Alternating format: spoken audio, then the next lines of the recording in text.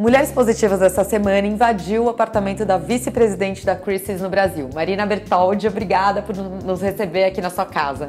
Obrigada por terem vindo, o prazer é meu. Marina, eu queria que você contasse um pouco sobre a sua história. Você é natural de Curitiba, hoje você tem um cargo muito importante, né? Você é vice-presidente da Christie's no Brasil e você é uma expert em artes. Conta um pouco da sua história. Eu nasci então em Curitiba, fiquei lá até os 18 anos e continuo um pouquinho lá. Ela é uma cidade que foi urbanisticamente planejada, só que diferentemente de Brasília, onde eu acho que o planejamento foi a uma extensão quase que não é mais tão utilitário, você não consegue viver a cidade.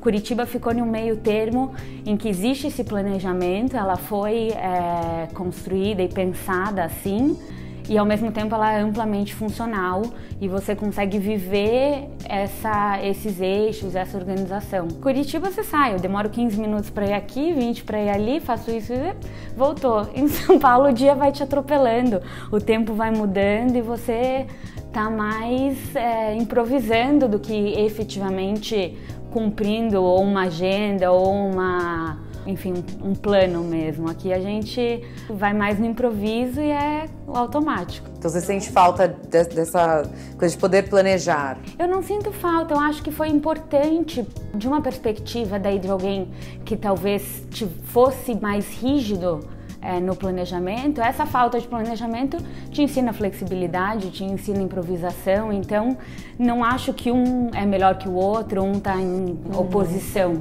Eu acho que para mim era um lado que faltava e que eu pude viver aqui e aprender aqui. Curitiba é a cidade que tem a melhor qualidade de vida no Brasil, não é? Dizem, né? Teve esse existe essa lenda. Existe. Você concorda? Não. Não? Por quê? Se eu concordasse, eu tava lá. Mas uma coisa é qualidade de vida, outra coisa é a oportunidade de trabalho, né? Mas eu acho que uma coisa não elimina a outra. Eu acho que a qualidade de vida vem das experiências que a gente pode ter e do que a gente, né, como a gente é transformado todo dia pelaquela cidade. A Paulista, pra mim, é fascinante. Eu ando lá, eu tô lá. E eu lembro, antes de morar aqui, quando eu ainda vinha com a minha mãe, eu falava, um dia é isso aqui que eu quero. Então, essa coisa da agitação do movimento, justamente do improvisado, do que não tem um dia seguinte planejado, eu acho que é o fascinante. Porque você não considera Curitiba uma cidade grande? Não. Não? Eu não considero Curitiba uma cidade grande. Não é uma grande, metrópole pra você? Pra mim, não. Pra mim, São Paulo é parte do mundo, é cosmopolita. Curitiba, até pela fase, eu acho que eu vivi lá, é o lugar dos meus pais, da minha família, dos meus amigos. Ela tem, pra mim, uma esfera mais íntima, assim, no contexto pessoal. Mas o que você leva de Curitiba pro seu trabalho e pra sua vida? Tudo, assim. Eu acho que o jeito de você ver o mundo, o perfeccionismo, um pouco a estrutura do pensamento, essa rigidez que até o planejamento trouxe, tudo isso é dos meus anos formativos, é até os 18 que você desenvolve, que você valoriza e que você pauta, né, um pouco de quem você é por aí. Você é curadora da Christie's no Brasil. Isso, na verdade eu sou vice-presidente da Christie's no Brasil. A Christie's é uma empresa de mais de 300 anos, fundada pelo James Christie, que é londrino. E a gente tem algumas sedes principais ao redor do mundo, uma empresa absolutamente global. Então, Hong Kong, Londres, Nova York são sedes grandes, a matriz é Londres. E a gente, em alguns países, trabalha com representações. Então, Chile, Argentina, Colômbia, México, o próprio Brasil, e eu fui chamada em agosto do ano passado para participar do processo de reabertura da marca aqui no Brasil. A gente já é ativo há mais de 30 ou 40 anos no Rio e em São Paulo e agora vai centralizar as atividades aqui e eu fui aí chamada para encabeçar esse projeto, que é um grande desafio e tem sido uma delícia. Você chegou até eles ou eles até você? No meu primeiro emprego formal, não foi meu primeiro emprego, mas no primeiro emprego formal eu trabalhava em um fundo que era lastreado em arte contemporânea brasileira. E a gente fez um leilão com a Christie's em Nova York. Em dezembro de 2015, eu saí do fundo para abrir minha própria consultoria. E eu fazia uma newsletter do meu negócio. tinha lá meu mailing. O mailing tinha o diretor, que chama Virgílio Garza, que hoje é um dos meus chefes aí. E ele, no primeiro newsletter, falou: nossa, Marina, que legal, parabéns, bom ter notícias tuas. Aí no segundo: nossa, Marina, não acredito, mas você está fazendo todos esses projetos. No terceiro: Marina, a gente vai reabrir a operação aí no Brasil, você não quer participar do processo? Aí, assim foi. É um trabalho que é muito plural, então você tem contato com todos os departamentos e com todos os clientes de mais ou menos áreas diferentes. Que é uma primeira vez que eu estou tendo essa experiência e tem sido incrível. Como que a arte entrou na sua vida? Eu acho que a arte sempre teve, eu não lembro quando ela entrou. O meu pai é um arquiteto e fanático, obcecado quase, então todas as nossas viagens e a nossa vida familiar até, a minha mãe pode dizer quase melhor que eu, girou em torno de arte, de arquitetura e de museus e de viagens. Eu morei em Curitiba, em uma casa do Vila Nova Artigas, que é absolutamente excepcional.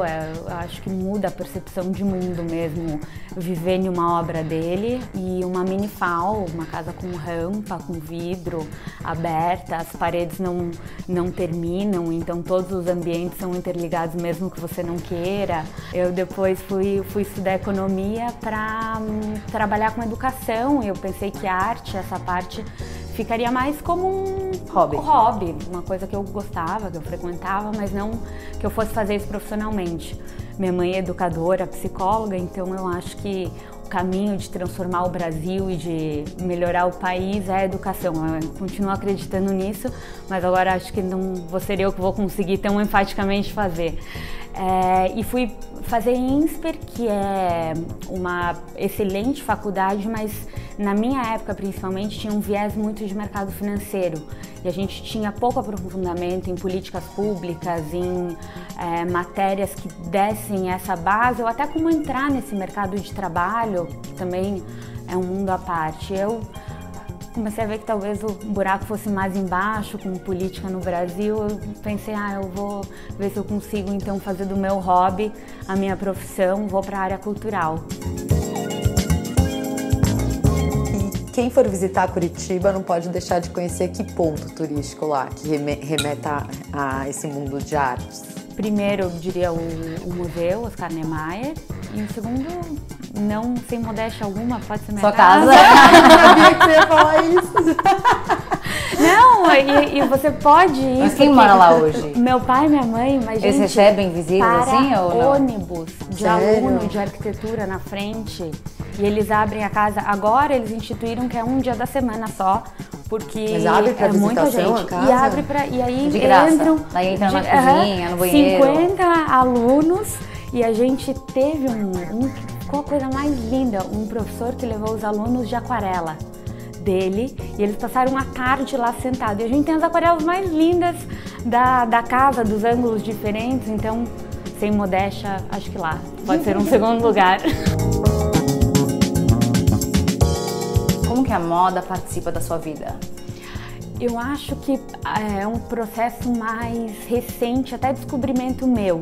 Como eu sempre tive, na construção estética muito da arte, da arquitetura, eu não entendia moda como uma linguagem que é tão evidente, que é tão imediata, porque para você entrar em um assunto de arte e arquitetura é um contexto que é muito específico. A moda é uma linguagem que te permite uma mensagem parecida de um jeito muito mais direto e menos invasivo até, porque você não tem que falar, a pessoa só tem que te olhar. Você acredita que a moda e a arte elas andam juntas? São sim, duas formas de expressão, né? São duas, nesse sentido sim. Eu acho que os grandes pensadores da moda, que são as nossas referências até hoje para o que é feito, sem dúvida fizeram arte e usaram aí da sua criatividade, do seu olhar no mundo para mudar uma situação, a Chanel, por exemplo. Mas eu acho que a moda tem uma... Pelo tempo em que ela acontece, pelo lançamento da coleção, pela mudança do clima, pelas diferentes marcas, ela acontece em um outro lado que a arte talvez não chegue de ser que a arte não chega de ser um utilitário mesmo, das pessoas quererem aí mudar a roupa e mudar em função de contingências da vida cotidiana. E a arte não, a arte ela não tem um propósito comercial no momento que ela nasce e não tem um propósito também efêmero, talvez. Ela não é para você sentar, não é como um objeto de design que você usa. Eu quero uma cadeira porque eu quero sentar ela não tem em volta da minha mesa, ela funcionalidade. não tem uma função específica. Então isso põe os artistas e ou designers ou costureiros em um mundo que eu acho que é um pouco diferente, mas tem roupas que são esculturas e vice-versa. Últimas 3 perguntas. Um livro, um filme, uma mulher que você admira? Um livro, o meu número 1 desde que eu o li pela primeira vez é O Estrangeiro, do Albert Camus. É maravilhoso. A primeira frase do livro, ou você fecha ele ali e nunca mais pega, ou você vai até o final. Nunca vai contar pra gente? Não, qual é a que você precisa contar agora? Minha mãe, eu acho que minha mãe morreu ontem, ou talvez anteontem. Então a profundidade de um filho narrando a morte da mãe dele, que ele nem se lembra mais se foi ontem ou anteontem. Então é de uma profundidade assim enorme, tem que pegar para ler depois. O filme é Match Point, que é maravilhoso, e que tem aquela cena emblemática da partida de tênis no final, que a bolinha bate na fita branca e fica suspensa por 1 minuto, e naquele milésimo de segundo você não sabe se ela cai no teu campo ou cai no campo do adversário, então é ponto de quem.